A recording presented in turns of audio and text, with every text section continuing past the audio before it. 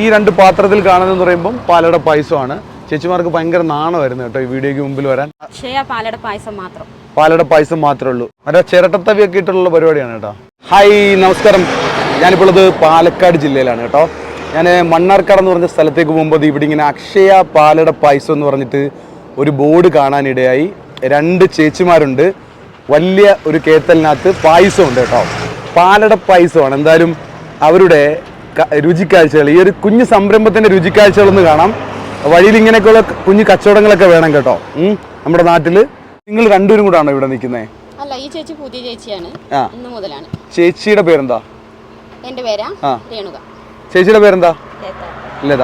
അപ്പൊ നമ്മുടെ ഈ പാത്രത്തിൽ കാണുന്നെന്ന് പറയുമ്പോൾ പാലട പായസമാണ് അല്ലേ? പാലട മാത്രമേ ചെയ്യുന്നുള്ളൂ? നിങ്ങൾ മാത്രമേ ചെയ്യുന്നുള്ളൂ. ഇത് എവിടെയാണ് ചെയ്തിട്ട് കൊണ്ടുവരുന്നത്? ഇത് ശരിക്കും ഇത് ചെയ്യുന്ന ആരാണ്?